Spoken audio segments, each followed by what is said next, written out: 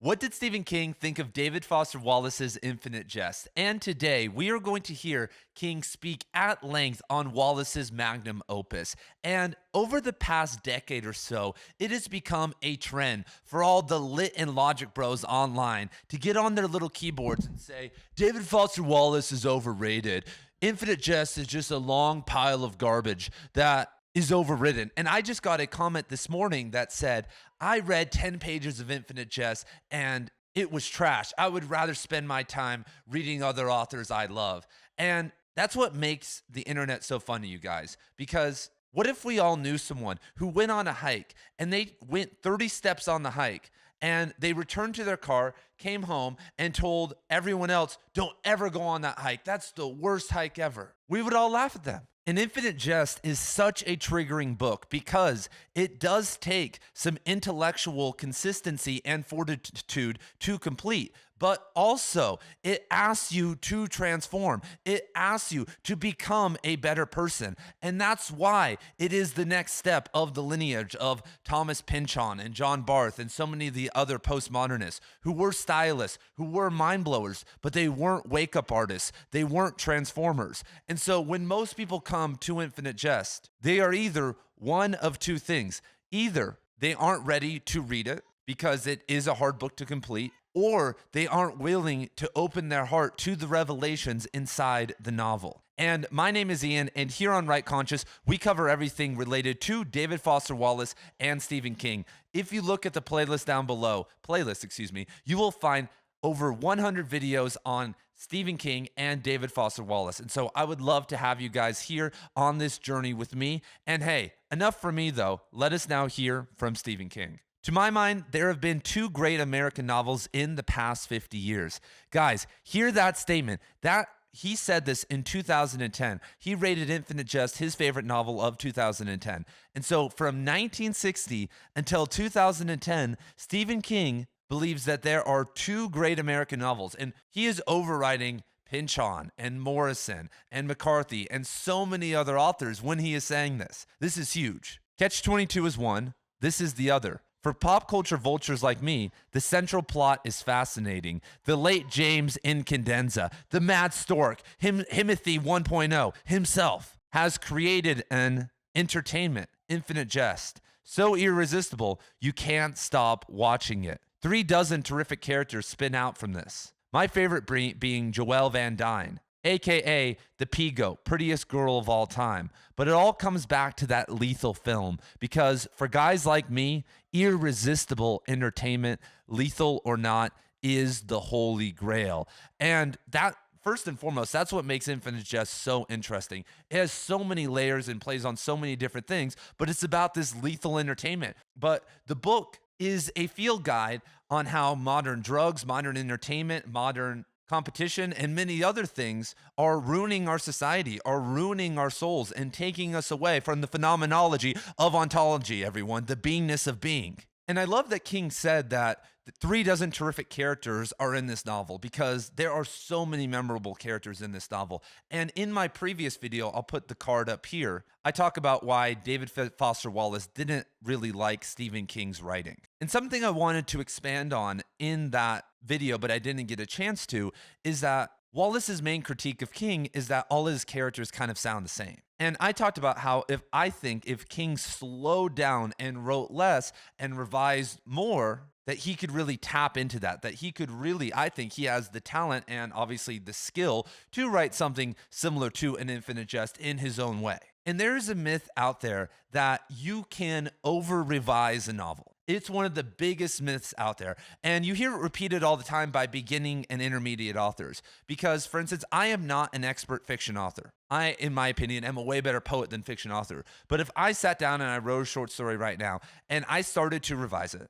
at some point I would reach a limit where it would start to decline in quality. But that is mostly dependent on 2 things. First of which, my skill isn't that deep yet, that I actually don't know the limits of where I could take this story. I think I've reached the edge. But if a Cormac McCarthy or a David Foster Wallace or someone else had my story and it was theirs and they had to publish it, they would take it way further. And second is that shorter novels give you less room. But when you have a 550,000 word totem like an Infinite Jest with countless characters, and most importantly, content that matters, a message that matters, that's where you can't revise enough. I mean, there is no limit. I've been to the Don DeLillo archives, the Cormac McCarthy archives, and the David Foster Wallace archives in Texas, and I've studied their early drafts. I've seen the thousands, 5,000 plus hours they've put into their novels, which was 99% revision. And because axiomatically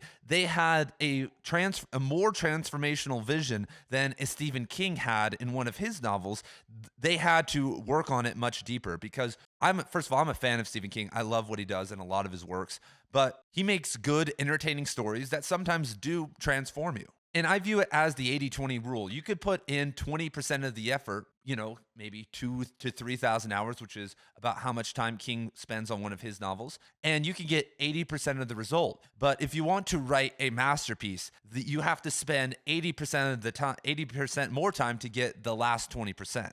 And so the origin story of Infinite Jest is very intense. David Foster Wallace was a prodigy. His parents were both professors. He was trained by his parents. They'd go on these 8-hour road trips, and they would be singing grammar songs his mom would make up. If David Foster Wallace spoke in the wrong tense or spoke grammatically wrong at the dinner table, his mom would start she would start coughing, and until one of the David or one of his siblings corrected themselves, she would just keep coughing at the dinner table. She was basically a grammar Nazi authoritarian, and Wallace actually kind of solidifies her in the novel as this authoritarian figure. And he was so scared of how closely he wrote her, them, that he didn't want to give his mom this novel until right before it got published, because he knew that she would know that it was basically her. And so Wallace goes to Amherst, which is a good university. He gets The Broom of the System published at age 21, everyone, and got like a $40,000 advance, which is insane. And it's a very ambitious novel. And then a couple of years later, at like 23 or so, 24, he got A Girl with the Curious Hair published and got another advance. So by the time he was 23 years old, he had more accolades than most writers, 99.99% of writers get in their entire life. And he was like on the cutting edge of the industry in terms of like what people were doing. But then his addictions caught up to him. And then he went to rehab. He had to live in a halfway house like an Infinite Jest. And for over a decade, for years he didn't write. And for over a decade, he basically kind of disappeared from the writing world. And he was working on Infinite Jest. He put easily 10,000 hours into this novel. And he spent years with his editor, like, God bless that editor. They had to cut like 500 pages, just mulling over and fixing the novel also. And for anyone who's read Infinite Jest, myself included, would say that it needed more editing, that when you do something this ambitious with this much transformation embedded within it, you need to make it beautiful. And so Stephen King understood. So let's go back to King here. I think King liked this and views this as one of the great American novels because it deals with entertainment. It deals with something that Stephen King is engaged in. Stephen King has directed a movie before. He's been involved in other movies. Obviously, he is kind of a linchpin in the book writing industry in kind of the entertainment section. And he was a gateway for many of us into like longer books and harder books, like King being entertaining and like writing some longer novels like the Dark Tower series or like It and stuff. Like when I was young and reading that was a bridge to like existentialism and like bigger books and harder books. And so obviously King, over the many decades of his life, has had to sit down and contemplate, what entertainment is, how it's impacted him and our society. But in Infinite Jest, this really isn't a spoiler. It's already been spoiled. There is this film called Infinite Jest, and if you watch it, you basically die. You don't die, but you just go into a vegetative state. You become so entertained that just puts you into a comatose. It's the perfect entertainment. And how would our society handle that? How would America handle that? Because we already numb ourselves. They're already, I don't think I've told this story before, but I used to work with someone who in his attic had a shrine to his AI girlfriend. And he has a VR setup and sex toys, and it's all hidden away from his family. And when they are in bed or they're away from the house, he goes up there and he gets locked into this entertainment. He gets locked into this fantasy zone. And he is a fantasy addict. He's literally a fantasy football addict. He's a video game addict. He's an addict of anything entertaining. And in my opinion, It's because he wants to resist, the trauma from his life and actually acknowledging the moment. And we all know people like this. I am a high school teacher right now, and I've seen the evolution. I've been teaching high school over the last 7 years. And, there was a gap between when I was in high school and when I came back onto the scene, but it's been intense. Even the last 7 years, I saw TikTok overtake people's minds. I literally watched it in over a couple months just collapse kids. I've watched all the different social contagions take people away. I've seen young men and young women become obsessed and constantly stare at themselves in their phone filter, fixing everything multiple times in a class, even though nothing's happened. They've sat there and they need to check how they look 8 times, even though they don't know anyone in the class and don't care about anyone. They're just that obsessed about their appearance, which is a form of entertainment in and of itself. I've seen the collapse of kids being social with each other and hanging out with each other. I could tell one of my classes, hey, we're not going to do anything for the last 15 minutes of class. Do whatever you want. And we've been grinding and working on sentence structure. And they just all go like this. And they all start playing games. No one talks. No one wants to mess around. No one wants to go to another class and talk to anyone. No one wants to do anything except play phone games. The head cheerleader, the head football player, the nerds are all playing games. Everyone across the entire board, rotting away.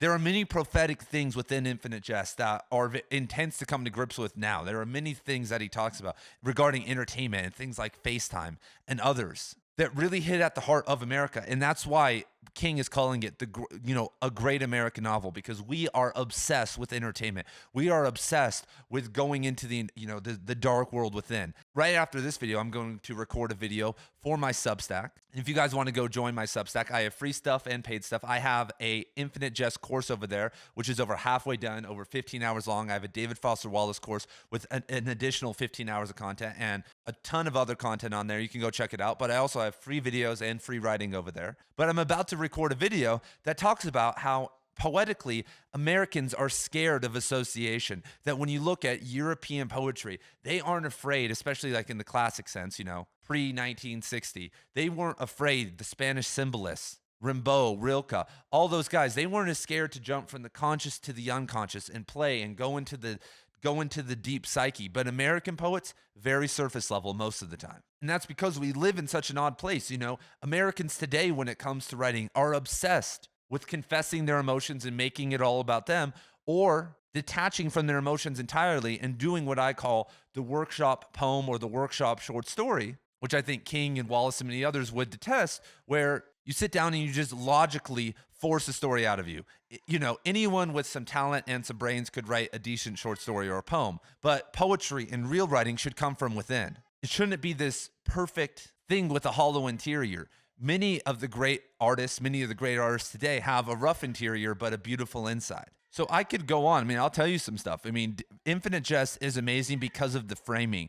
I've read this book multiple times. I have no idea who's narrating. I have no idea. The framing of the novel is insane. It makes you question things. It's a stroke of genius. There's a diverse cast of characters, from pro football punters to deformed women to handicapped Quebecois terrorists to cross-dressers to robbers. There are beautiful scenes. Many of you guys have never attended an AA meeting before. And David Foster Wallace delivers the goods and, shares some stories from AA that I'm sure he saw in his, a decade of attending that are just mind-blowing, And Infinite Jest asks you to transform because, like I said, it makes addiction a certain standard, because many of us grew up under the assumption and like to believe that just because we don't shoot heroin into our arm every day, that we aren't addicts.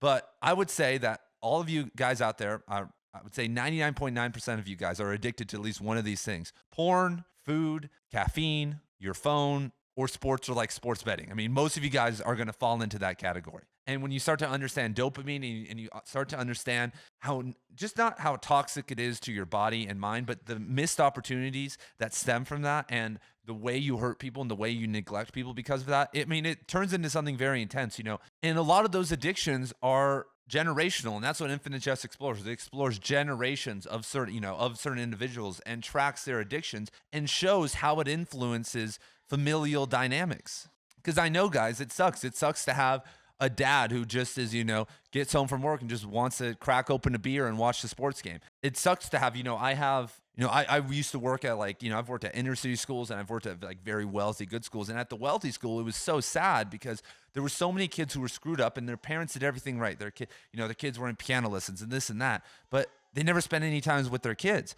I'd be like, their parents would work 70 hours a week and then go to the gym and then be a part of a club and then do this and then need to do stuff for themselves. And there was no time that they spent with their kids. And then these parents sometimes would go on a vacation for a month without their kids and just leave them with a nanny or just leave them home by themselves. And so even though it's like, oh, boo-hoo, all these rich kids who have all the money in the world and can go to Harvard and stuff, how hard is it for them? But it's really hard. I've seen them. I've had students who've overdosed and died. I've seen students, go down terrible paths because of their familial trauma. And Infinite Jest is interesting because it hits both sides. It hits the rich side of the aisle and it hits the poor side because, on the poor side, it's also, or I should say impoverished side, it's also obviously just as bad, if not way worse. But that's very American, out here living in suburbia, we live in these perfect worlds with our TV and all this different stuff with our perfect family, but we all know the dark, the dark secrets and the darkness. And some of us had to witness that overtly, and others of us witnessed it covertly. But Wallace combines all these different things because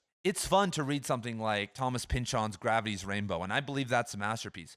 But I believe that isn't transformative because yes, it makes me question the intelligence agencies in the country and makes me understand how capitalism is influencing, the wars and the military-industrial complex and all these different things and how all of us have been psychologically primed. And all of that is very useful, but it only goes so far in terms of kind of personal growth and our, deepening of our individuation. And the same could be said about many other literary masterpieces. It makes us contemplate kind of these deep things, but it only has limited rocket fuel in terms of transforming your own life. But contemplating your own family trauma, contemplating our relationship with addiction and competition and entertainment in America, that's endless. That is something that you constantly have to be working on and watching yourself with. And so, boom, there it is, everybody. I support Stephen King. And if you guys want, I have actually 2 awesome guides to David Foster Wallace's favorite books. I think in that I include over 400 of David Foster Wallace's favorite books, including the 3 books he wrote with by his side. And I also have a guide on Stephen King's favorite books. I think there's easily over 100 books in that guide. Plus, I rank Stephen King's books, at least like the 20 I've read in that guide. And so I will put the links to both of those down below if you guys would like to pick those up. If you want to just have an endless reading list, there's 500 books for you right there. I know back when I was 19 and I started kind of coming across those lists in their fragmented forms, I got exposed to so many cool people that I just don't have the time to talk about all of them on this channel. And so, all right, thank you guys for being here. Have a great weekend, and I will see you guys in the next video.